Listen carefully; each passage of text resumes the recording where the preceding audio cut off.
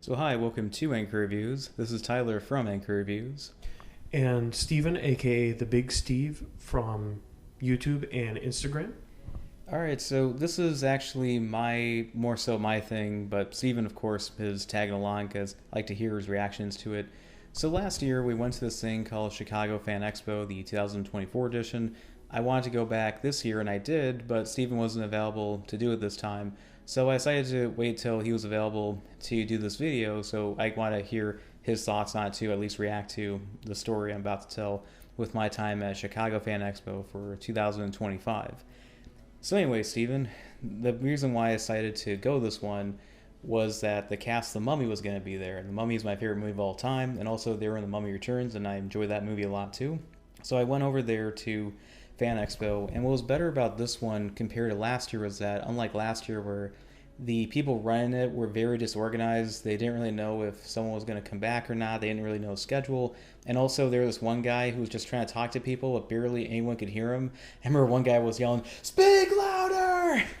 And I was jokingly saying afterwards, like, yeah, those people cannot organize a turd in a toilet because how disorganized they were. But thankfully, they were a lot more organized this time. They knew the schedules of the people, and they kept people in the lines they're supposed to without bleeding out into the walk area.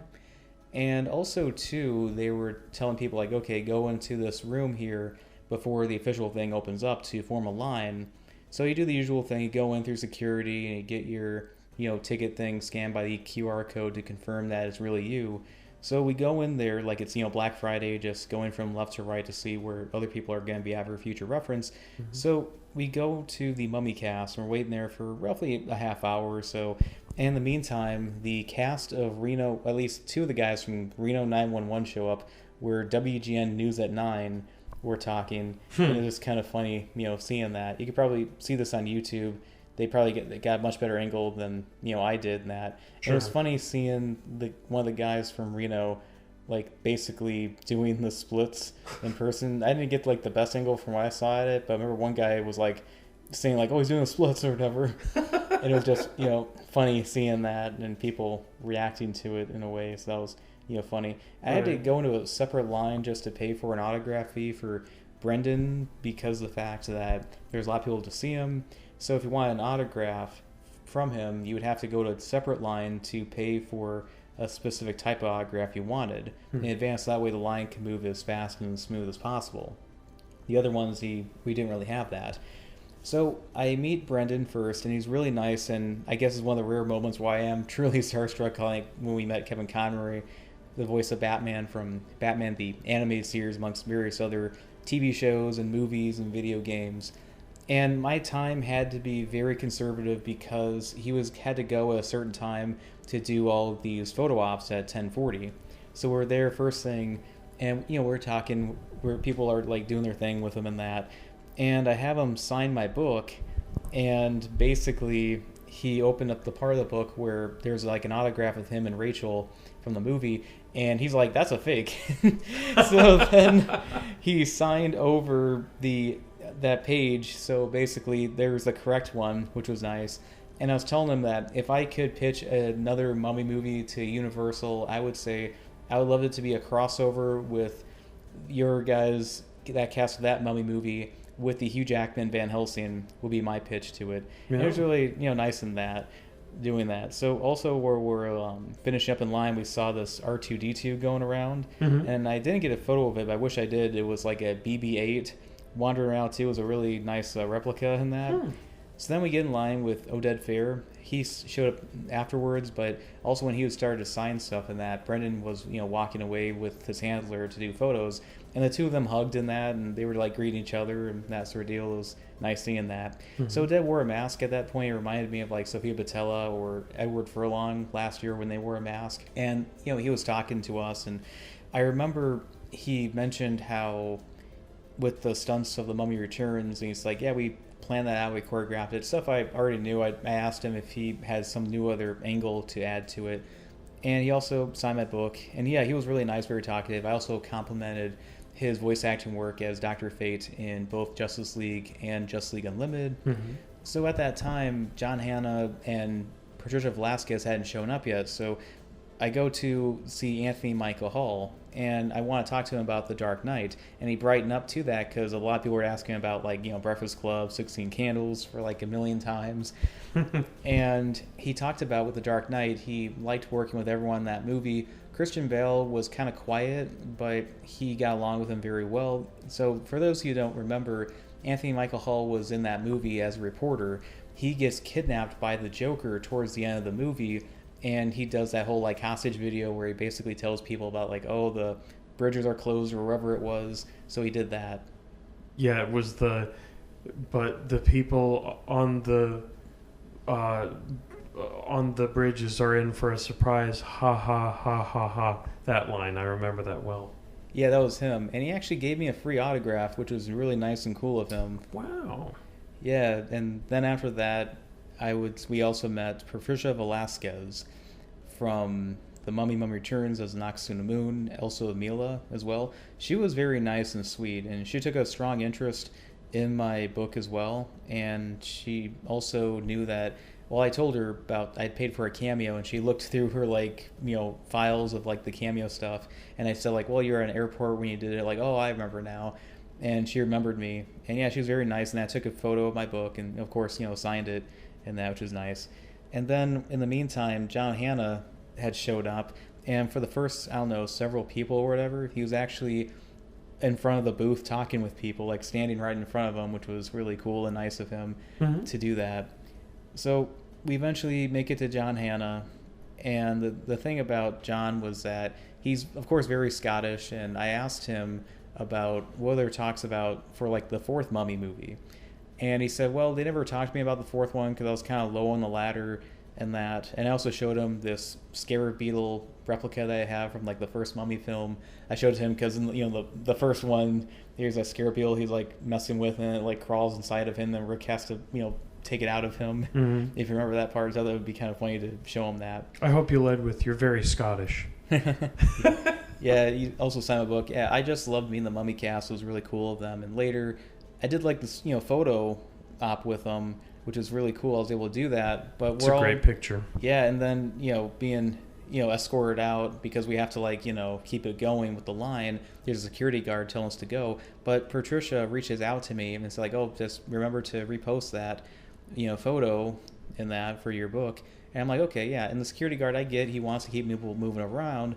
But the thing is, like, hey, she wants to talk to me, so I don't want to blow her off in that. She is cool. She wants to talk to me. So, yeah, so then who was also there, too, I didn't talk to her, but Helen Hunt was there from, like, Twister and that TV show Mad About You, and also the movie As Good As It Gets, in a way. She was there because her co-star from Mad About You was there, and there was, like, a live, like, screening of, like, the pilot episode were there. It was, like, a ticket event. So then we were going to meet Don Bluth next, but then we're like, well, it's time to do our photo thing. So we did that, and then let's get some lunch. And the line was ridiculous for the line. Just for like a snack or like a soft pretzel was ridiculously long. It was like a half-hour line. And it was even longer just to go for like the regular food, like a hot dog or pizza, you name it. So then after... Was it better this year at least, or not really?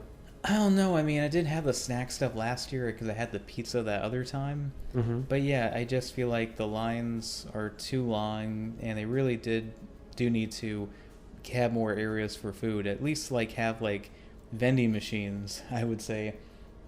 At least have that for like people to have water or like some kind of snack. Sure. An odd person, not odd, but it was funny how I was waiting in line. I actually saw him. I recognized him.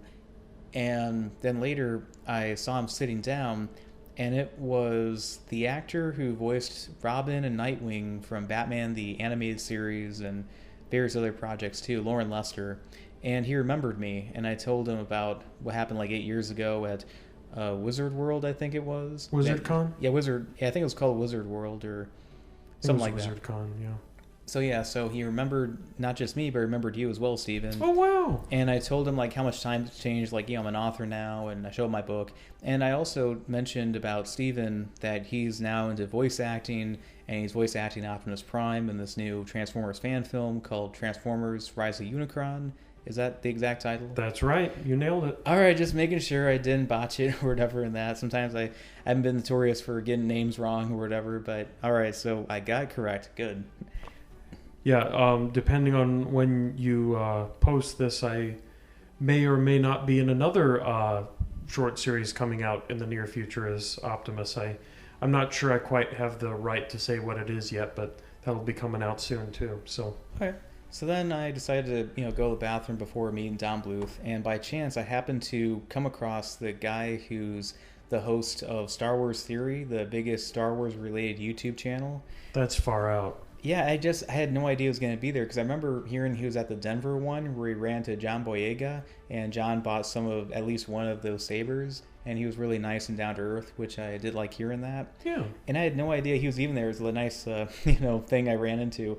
And there's this really cool looking cosplayer as Darth Maul who's with him, and that's really top notch cosplay, I gotta say. Absolutely, he nailed it. Yeah, movie grade. And I wish I would have got this on video, but one guy asked him to yell out Kenobi like he does in the various animated series like Clone Wars and Rebels, and he's like, Kenobi, and then the Star Wars guy turned around to see what was going on. It was just kind of funny seeing that. But yeah, I mean, I did just seeing that happening. It was nice seeing all these fans. Then the funniest cosplay I ran into was this woman from as a fembot from Austin Powers. Oh, that's good.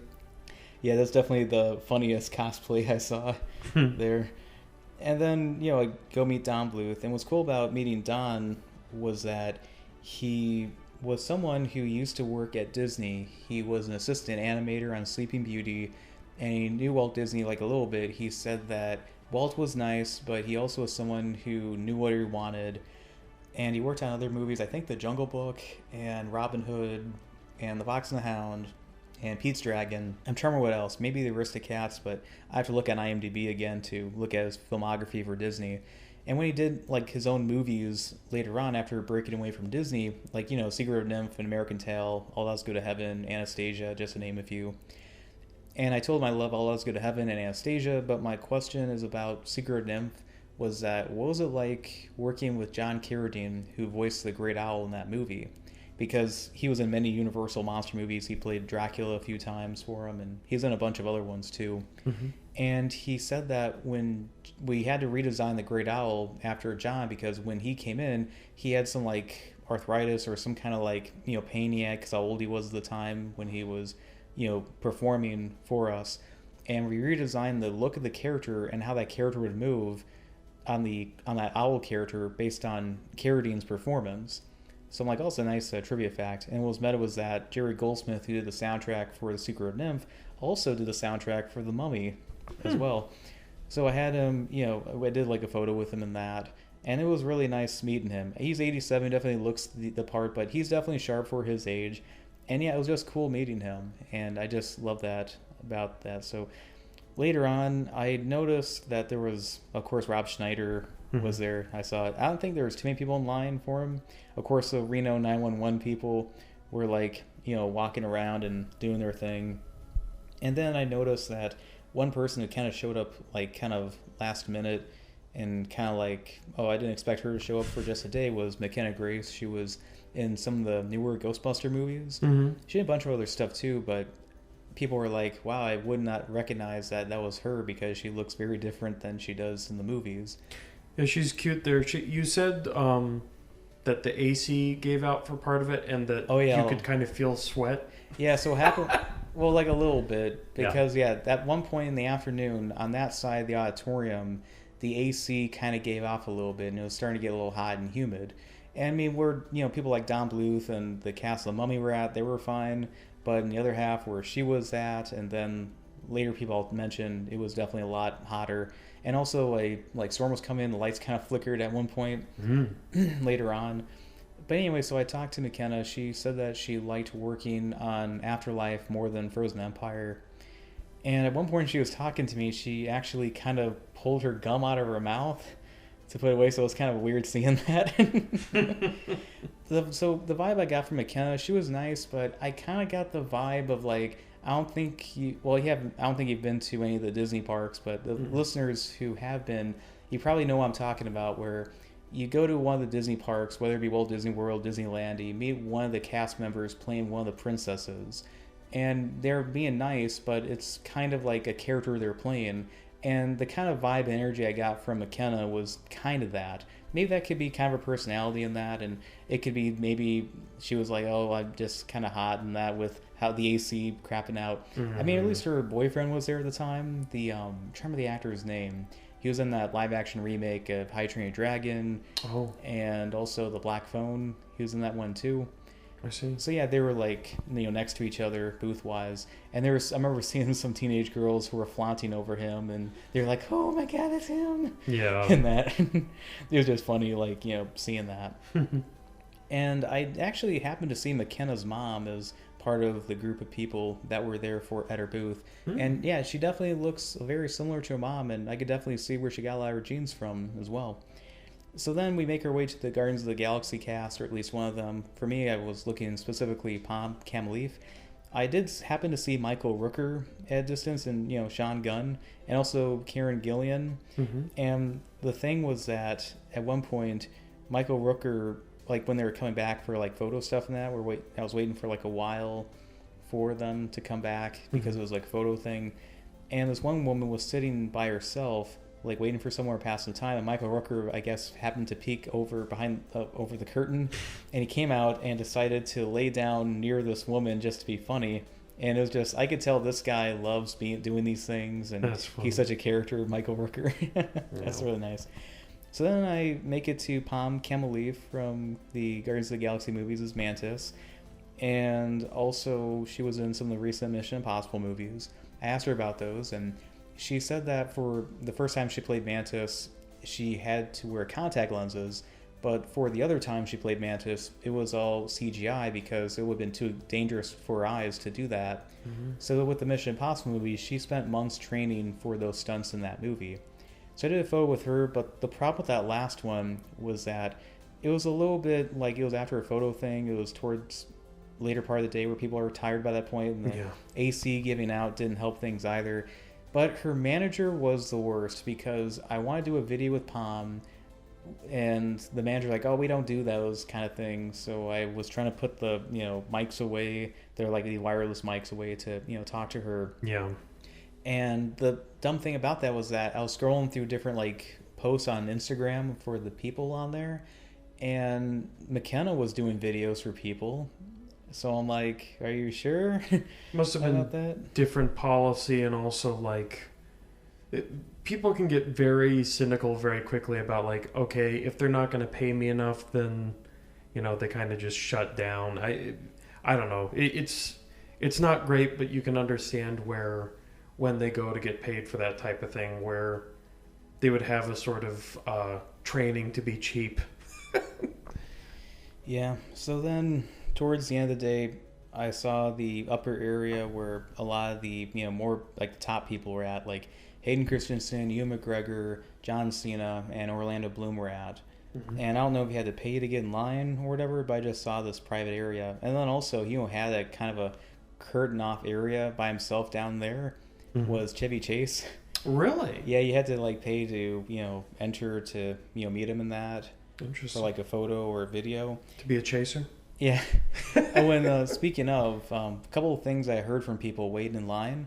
This one guy paid for an autograph earlier in the day for Chevy Chase, and it was for the movie Caddyshack.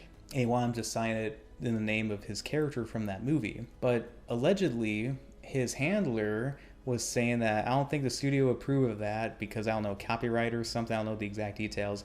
And then Chevy said like, bleep you, I'll sign it like I want to, or however I like it to, or whatever it was how he went about it. Based king. And then also I overheard from this guy who actually had saw McKenna earlier that day, but was going back for another round or whatever. And he mentioned how earlier that day, this is alleged again, was that there was this guy, I don't know if he's a security guy or someone at Fan Expo. There was a bit of like an argument between this guy and McKenna's mom or something like that, some back and forth like arguing. And then he kind of like talked to McKenna for a bit or something like that. So maybe that could have affected McKenna's mood as well. That could make sense. Yeah, so that's why I kind of went a little bit easier on McKenna, because maybe that kind of affected things with her because of what happened with that guy or something.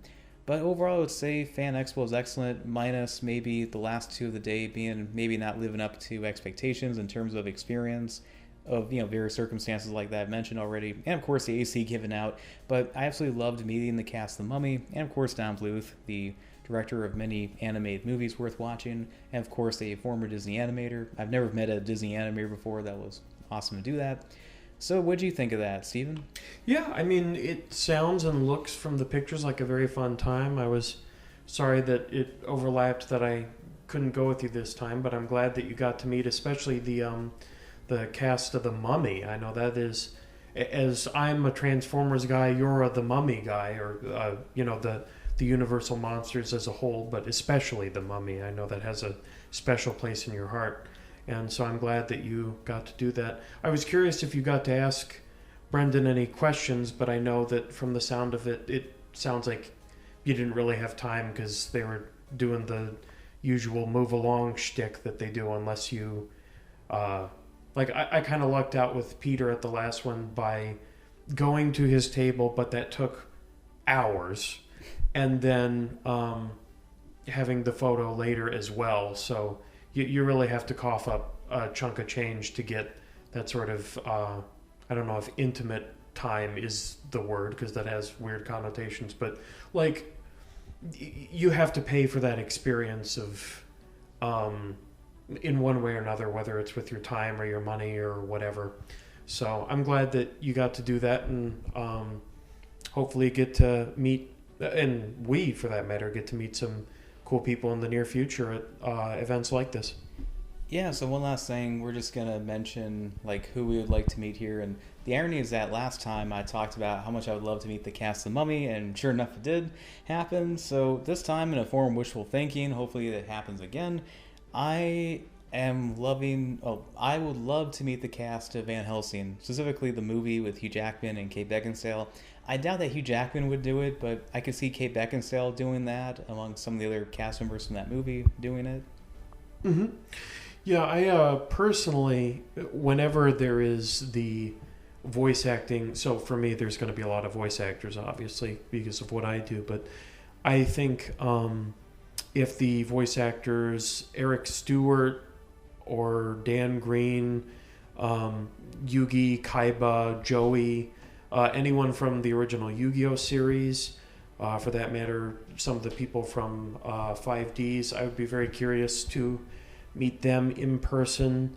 If there's ever an opportunity where we get to meet Nolan alumni, so,